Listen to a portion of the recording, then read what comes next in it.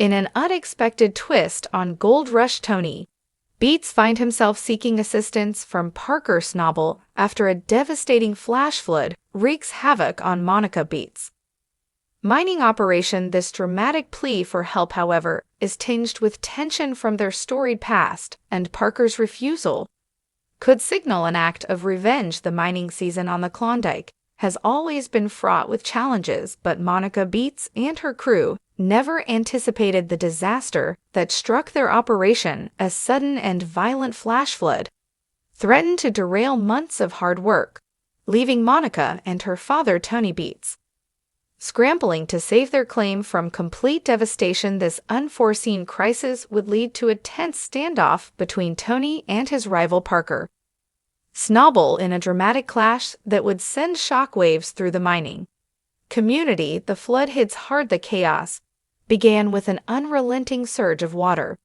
flooding Monica Beats' mining claim. The source of the flood was traced to a neighboring miner settling pond, which had burst and unleashed a torrent of water downstream. The rushing water the flood hits hard overwhelmed a critical culvert under the only access road connecting Tony's camp to his mining cuts. Without immediate intervention, the road and Monica's entire operation would be lost. Monica was quick to respond, rallying her team to assess the damage. "This water is everywhere. It's going to shut us down," she exclaimed as her crew worked frantically to stabilize the road. The culvert, which was meant to channel water safely, was completely overwhelmed, and the rising floodwaters threatened to erode the road entirely. Using heavy machinery, the crew began piling dirt onto the culvert in an effort to divert the water. The situation was dire, and every moment counted.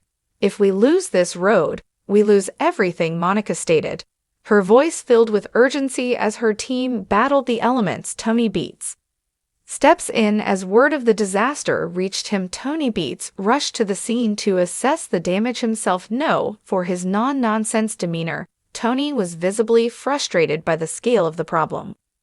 "What a mess," he remarked as he surveyed the flooding and the compromised road. It didn't take long for Tony to identify the culprit: the burst settling pond on a neighboring claim. "This flash flood has turned into a disaster," Tony explained.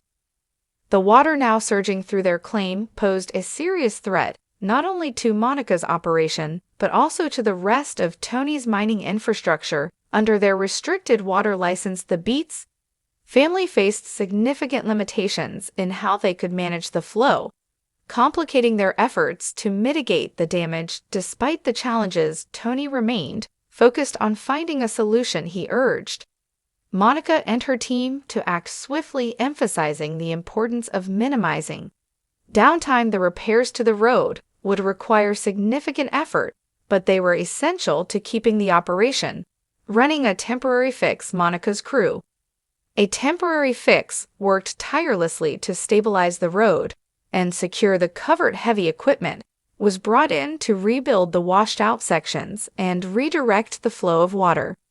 Though the repairs were makeshift, they provided a temporary reprieve, allowing the operation to resume for the time being. "We've managed to stop the flooding for now, but this has cost us valuable time and resources," Monica admitted. The Beats crew had succeeded in preventing further damage, but the incident highlighted the vulnerability of their operation to such unforeseen events.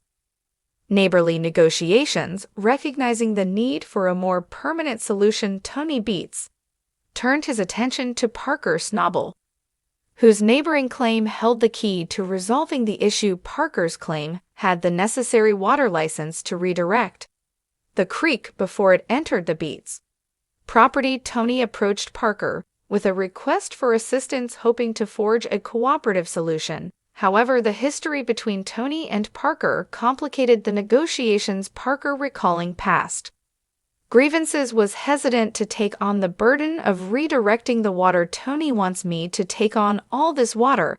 I'm not sure I'm ready to deal with that," Parker said, his tone underscoring the tension between the two miners.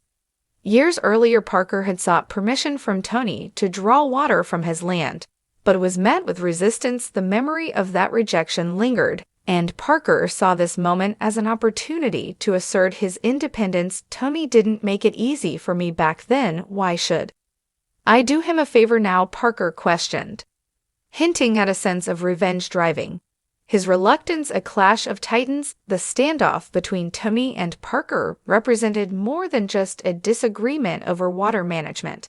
It was a clash of philosophies and personal pride. For Tony, the flooding posed an existential threat to his operation, and he was willing to set aside past conflicts to find a solution for Parker.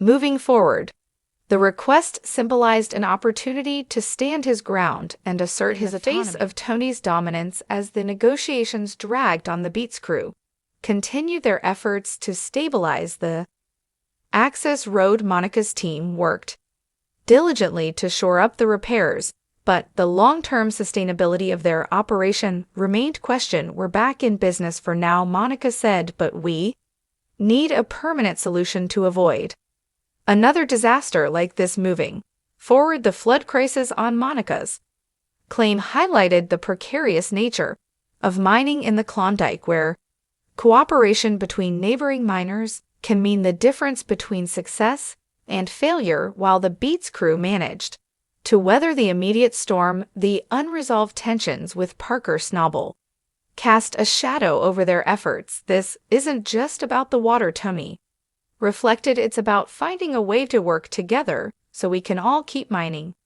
Whether Parker will ultimately choose to assist Tony remains to be seen, but one thing is certain: the rivalry between these two mining giants shows no signs of abating. For now, the Beats crew will have to rely on their resourcefulness and resilience as they navigate the challenges ahead. The mining world of Discovery Channel's Gold Rush is known for its high-stakes drama, but few rivalries captivate viewers like the ongoing feud between Tony Beats and Parker Schnabel, two of the most prominent figures on the show. Their contrasting personalities, approaches to mining, and competing claims have created a powder keg of tension over the years. A clash of titans. Tony Beats, dubbed the Viking for his rugged demeanor and no-nonsense approach, has been a mining icon for decades. With his vast experience and formidable presence, Tony runs his operations with an iron fist. On the other hand, Parker Schnabel, the ambitious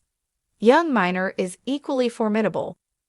Despite his youth, Parker has consistently pushed boundaries and broken records, earning respect and resentment in equal measure. While both miners share a relentless drive for gold, their similarities have only fueled their rivalry. Their feud stems not just from competing claims, but also from their differing mining philosophies.